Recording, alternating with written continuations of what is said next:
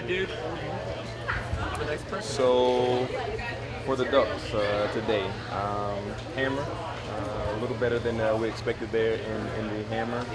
Then we moved to the shot put. Good by Brittany Mann there to bust up the foam charts in the shot put. Then long jump, held serve there in the long jump. Great competition.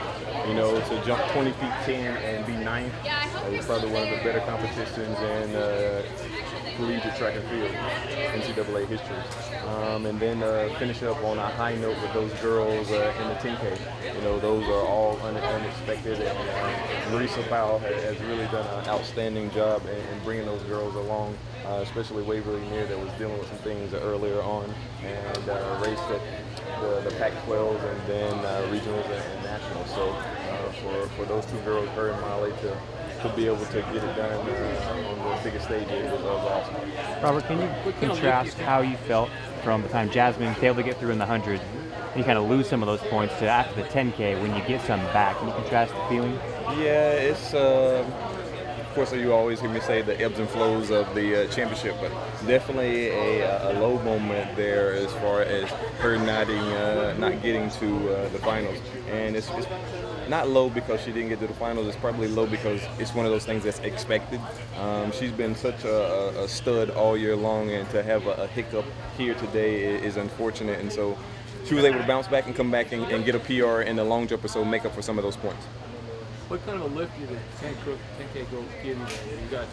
You're projected for 0 points. You get 9. Yeah, I guess I don't quite look at it in the individual events. I just look at it overall as the day. And so at that point in time, we were minus 3 on the day across the board in all of our events. And so for them to pick up and come up huge like that, which like I said, it wasn't expected, kind of put us ahead of the schedule for the day. So a good day for the Ducks as far as being able to score as many points or more points than we expected. Do you think you set yourself up well for Saturday? Yes and no. Yes and no. I think what we did do is bring some more teams into the competition. And when I say that, you guys have already been talking about Jasmine, but Annie LeBlanc, that was one that was we expected to be in the finals. And then there was one other one there that we probably just maybe it was just Jamie and Jasmine and Annie, but definitely expected those girls to get to the finals and help score. Sasha, that's the third one. So Sasha Wallace, we expected her to get to the finals as well. So yes and no. As you can see what it'll do on Saturday, but we got to go out there and run. We probably counted some of that with the 4x1. Probably didn't expect to get to the finals there.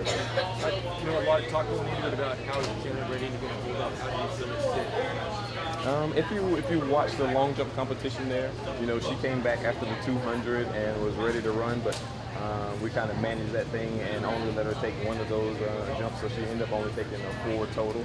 So we've done that kind of all year, trying to hit it early and be done. So I think we've managed her energies well so far for the day. Can you talk about the multi-events and specifically Dakota Keys' performance? Yeah, I guess I forgot about the men. Outstanding job for the Dakota Keys to go out on a high note, one spot better than last year. So he's been a stud for us all year long. He's the elder statesman of our team. You know, he's about to welcome a child into the world. You know, he's been awesome for us. So for him to be able to go out like this in front of his home crowd is absolutely outstanding. Robert, you go into tomorrow with a 24-point lead. I mean, are you comfortable with that? No. If you guys relive a little bit, last year's time we had a lead like this, and to go and see what Florida did there on the final day. You know, that Mouse Holloway, him and I joke around a lot, but you got to take your hats off to him and give him all the props in the world, because he gets those kids up and ready to go on the day. And you know, they pulled off 30 maybe not unexpected, but 30 points there within a span of about 30 minutes. And so I expect him to be able to go out there and do that again. So we have to do our part. Do you expect that from Florida again tomorrow? You think they're a primary challenger? I don't know. With a lot of those sprints late in the day, does that make you kind of sweat to the very end? 100%. But don't leave out only the sprints there. Dukes is a monster. Great guy there. Dukes is a monster. Freaking Dindy. What do you do with that guy? He's a man amongst boys there in the long jump. Oh, well, shit, he did that in the long jump already. Now he's getting ready to go in the triple jump. And then the 4x4 for those guys. So now you can see where those 30 points come from.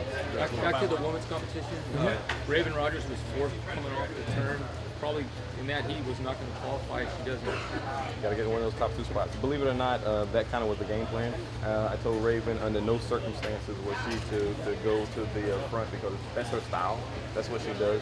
But maybe it wasn't at the same time. But at some point in time, the wind was kind of picking up and gusting pretty good there.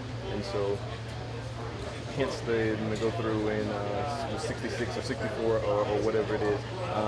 I feel like she's the superior foot speed girl there in the race, and we work on all those other things. So try to play to her strengths for this round anyway, and then switch it up and change it up and kind of play it by ear and see what we do on Saturday.